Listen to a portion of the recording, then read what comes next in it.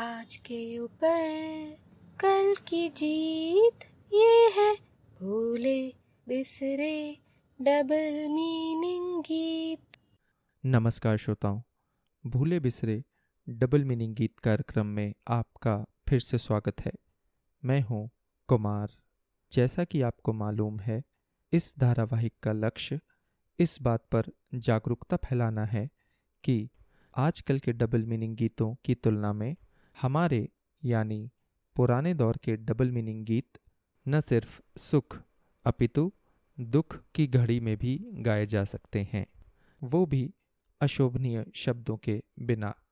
इस सिद्धांत का प्रदर्शन करने के लिए आइए आज आपको अपने ज़माने का एक सुसज्जित गीत सुनाते हैं जो सन 1974 में आया। इसे लिखा और संगीत दिया है रविंद्र जैन ने। आवाज़ है किशोर कुमार की और इसको फिल्माया गया है शशि कपूर पे।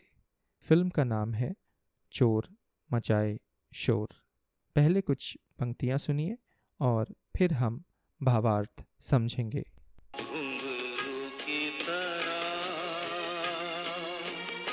बजता ही रहा हूँ मैं, कभी इस पग में कभी उस पग में बंधता ही रहा हूँ मैं। आइए देखते हैं कि क्या चल रहा है।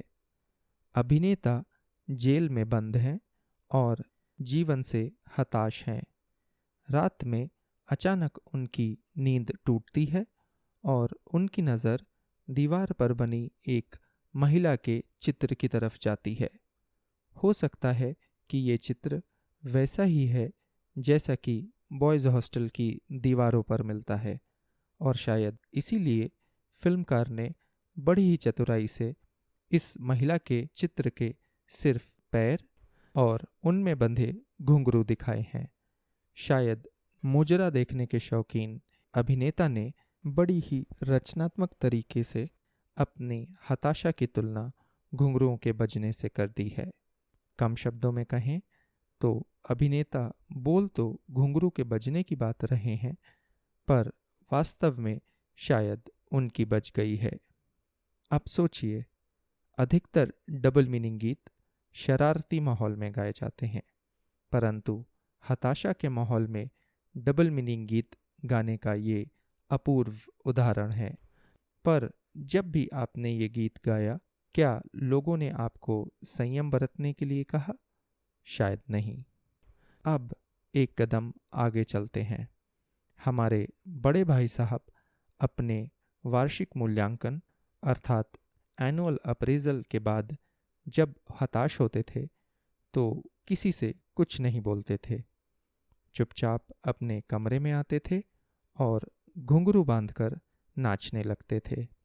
कहते हैं कि भाई साहब के जीवन में कोठे और घुंघरू चिंता निवारण केंद्र का काम करते थे। आज की कड़ी में बस इतना ही। अगले एपिसोड में आपसे फिर भेंट होगी। तब तक के लिए मुझे यानी कुमार को आज्ञा दें। नमस्कार।